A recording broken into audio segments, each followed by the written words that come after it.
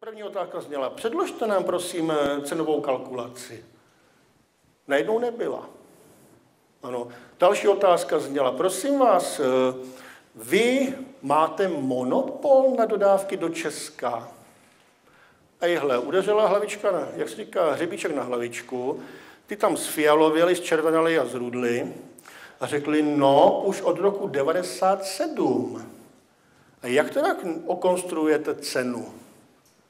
Vy teda tu cenu z té americké strany diktujete do Česka.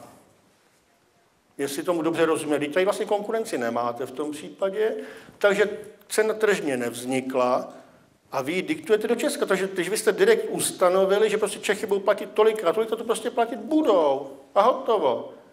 Je to tak, to je případ z praxe. Případně pro případný zájemce můžete spisovou značku, můžete přijít jako veřejnost. Jo, čili najednou došlo ke změně situace, protože tento případ jednak pro antimonopolní úřad v první řadě, potom možná pro orgány činné v trestním řízení a za třetí, jak je možné, že někdo, kdo tady neustále vykřikuje, jak je tady tržní hospodářství, já nevím, co všechno možného, připustí takovouhle situaci. Když americká strana byla nucena přiznat, že jejich fixní náklady na litr, dejme tomu, dělají zhruba asi 300 korun a oni to tady prodávají za 4 000. No neuvěřitelný. A ještě se nám tam snažili obalamutit v tom směru, že do toho rozpouštějí jakési náklady na výzkum a vývoj v objemu zhruba nějakých 200 milionů eur.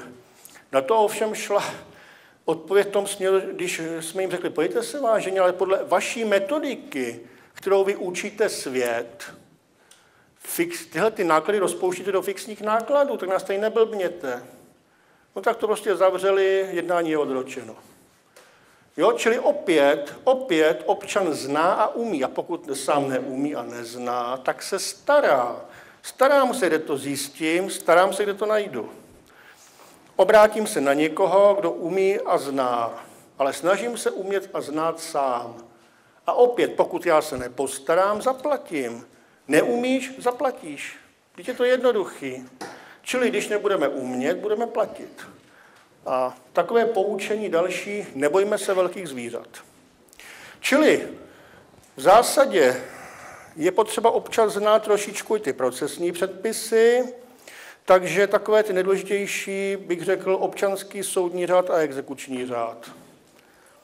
Prosím vás, té tlusté knihy se nelekejte, má tu poměrně hodně stránek, ale v zásadě jsou tam i jiné zákony, takže úplně stačí toto. Zase doporučuji jako četbu, stojí to tuším 150 korun v nějakém podobném vydání. Je to dobrý, vyplatí se to. Fakt se to vyplatí. A až vám budou někde účtovat nějaké peníze za teplo, za elektřinu, za plyn a podobně, zamyslete se, mohl jsem to protopit nebo nemohl? Mohl jsem to prosvítit nebo nemohl? Jo, čili a ptejte se a chtějte doložit rozúčtování.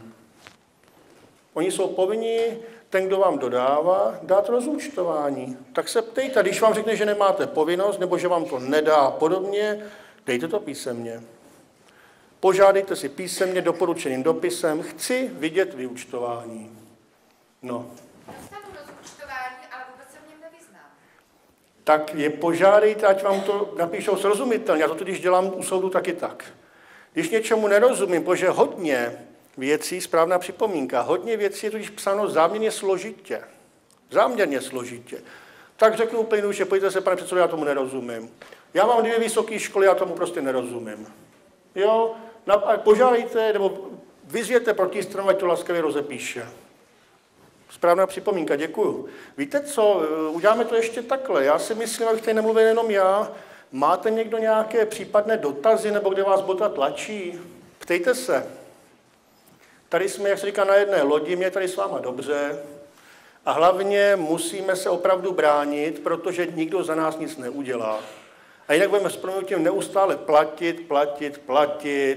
Jak veverka v kruhu, prostě běhat, platit. A pak zjistíte, že tamhle v Česu si vydrží nějaká komanda, zjistíte, že tamhle někde si vydrží já nevím co a tak dále. Víte, existuje takováhle dobrá kniha ještě, tu už tady mám jako poslední pro dnešek, A to je takováto šikovná knížečka a tam jsou některé velmi zajímavé věci. Já vám z toho dovolím jenom pár větiček přečtu a všichni si tam, jak se říká, se tam všichni najdeme.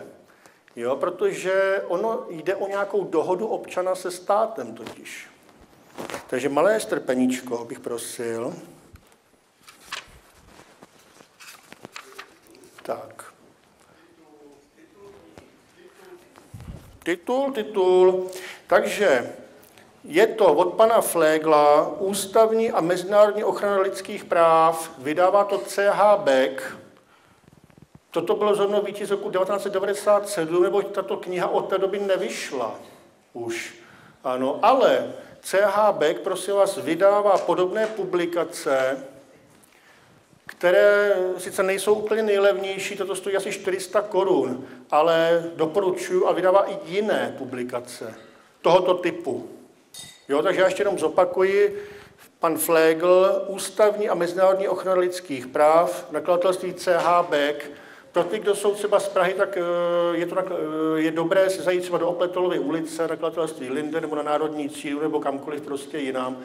Vlastně po celé republice se to dá koupit. Třeba ne toto vydání, ale různé podobné věci. No, a tady v zásadě jsou takové krásné věci, to totiž i s výkladem, ano. A já vám tady přečtu jenom komentář, prosím vás, k ústavě článek 2. To mě tak upoutalo, že to je prostě nádhera, jenom telegraficky, je to jedna větička. Státní moc je koncipována jako služba občanům. Ano, státní moc je koncipována jako služba občanům. To znamená jinými slovy, máme oporu v ústavě.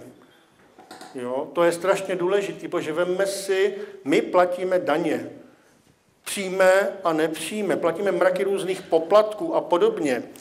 Za to bychom měli dostat nějakou rozumnou ochranu ze strany státu, nějakou takovou jistotu, že člověk nechcípne s proměnitím na ulici, že to tak řeknu lidově, a nějakou bezpečnost. A trošku té sociální politiky. No, 3 tečky, nebudu komentovat. Jo, dál, asi si názor uděláme všichni. Čili opět každý z nás občanů, ať si vzpomene na ústavu, protože v té ústavě to najde. Tam to najdeme, přátelé, tam to je. Ano, a už jsme, jak se říká, absolvovali hodně soudů a hodně sporů a hodně bitev u soudů jako občané, aby jsme moc dobře věděli, že to opravdu funguje. Pokud se občan začne za svá práva brát, ale musí je samozřejmě znát a ty povinnosti samozřejmě taky k tomu, tak to jde, ne, že to nejde.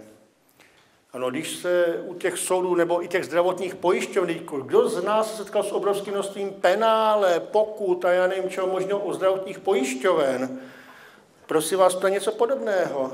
Zase budeme jenom platit. Vemte si takový příklad za všechny. Je krize hospodářská, ano, hlavně teda finanční, no ale zase ve všechny oblasti. Státy sanovaly soukromé ústavy miliardami dolarů z veřejných prostředků nás všech, prosím vás. Ano, ale nám budou počítat hrášky do hrnce? Tak to asi ne, takhle bychom asi nehráli. Jo, čili opět, prosím vás, já vím, že už se tady trošičku opakuji, že se omílám, někoho už to třeba ani nemusí bavit, ale já, prosím vás, znova bych upozornil, znát a umět. Berte se o ty svoje práva. Ty práva generace našich předků museli vybojovat. Oni je vybojovali, on nám nikdo nic zadarmo nedal. To byly léta těžkých bojů prakticky ve všech státech. Ano, když třeba v Anglii vládla, jak se říká, temnota a podobně, tak řada osvícených lidí utekla do Spojených států, tam vlastně vznikl nový stát. Ano, kvůli tomu. Čili bojujme, nenechme, oni nám budou postupně ukrajovat ta práva. Pod různými záminkami, rouškami, tuhle terorismus, Támhle krize, támhle něco, ale jeden příklad za všechny. V roce 2001 tady byl na soukromé návštěvě vysoce postavený pracovník FBI. A v takovém, řekl bych, soukromém kruhu se pochlubil tím, že se zabývali otázkou, proč v České republice nemůže uspět nebo nemůže fungovat žádná reforma. Jak to, že to nefunguje? No a schválně nám položil tuto otázku, jestli mi to uhodneme. Řeknu rovnou, že jsem to taky neuhod. Přitom odpověď byla úplně prostá. Ta byla jasná jako facka. Vyšlo z toho totiž to, říká, prosím vás, pánové a dámy, na to nemůžete přijít. Je to prostý. Vždyť ta reforma nemůže fungovat proto, že ti, co ji mají prosazovat, nikdy nejdou příkladem. No, vždyť je to pravda. Přitom na to ten právní rámec je. Jo, čili jestliže nám někdo káže, jak se říká, vodu a pije víno, no tak takový člověk je nehodnověrný. Bohužel takových lidí je v justici hodně, po politické scéně se radši ani zmiňovat nebudu, od toho tady, jak se říká, nejsme, jo, ale záleží na nás, na občanech, znát a umět, nebát se, prosím vás, nebát se. Když sám nevím, tak hledám na internetu, hledám v knihovně, hledám někde, anebo se zeptám souseda nebo někoho, komu věřím, rodičům, známým, přátelům, řeknu, podívej se, nevíš o někom nebo neumíš to řešit, teď oni mě tady berou na hůl. Jo, čili o tom to je. A myslím si, že v těchto věcech máme hodně co dohánět, protože málo kdo z nás opravdu zatím dostatečně asi ví, jakým způsobem se má bránit, ale myslím si, že velká část z nás to tuší. My to všichni tušíme, že se máme bránit, ale ještě přesně nevíme jak. A tudíž v tomto určitém příspěvku jsem se pokusil nějakým způsobem to objasnit. Ale ještě tady koukám, mám tady takové zajímavé ještě poznámky, které vás určitě trošičku pobaví. Existoval v Čechách ministr spravedlnosti, nebudu jmenovat, který vzešel z justičního prostředí, byl to sám soudce. A při velice těžké takové při na veřejném fóru prostě se neudržel a prohlásil. Pro soudce je interní směrnice ministra spravedlnosti víc než zákon. Prosím vás, na to je i papír. Ten člověk tak teda pak ze scény zmizel, bohužel jaksi v justiční oblasti to zanechalo dost neblahé stopy. Jo, prostě pro soudce je vázan zákonem, pouze zákonem. Ale zase je to, čím jsem začínal v té takzvané vlakové záležitosti na začátku, že když se nebudeme bránit, tak nám budou dělat další a další interní směrnice, další a další interní pokyny. Když kolik z nás ví, že třeba u mobilních operátorů, poskytovatelů služeb, leasingových a podobně, má každý z nás právo podle směrnice Evropské komise vyjednat si individuální podmínky. Když všichni víme, že běhají různí lidé, dají nám předtisky smluv, to je kogentní, buď když něco chceš, tak to podepiš. A my jsme si udělali takový test třeba mezi mobilními operátory, třeba v takové jednoduché věci, když jsme řekli, pojďte si, my s těmi vašimi podmínkami nesouhlasíme, protože se ztrácejí faktury. My chceme, abyste nám tam sjednali individuální podmínku, že nám budete na náš vlastní náklad doručovat fakturu doporučeně.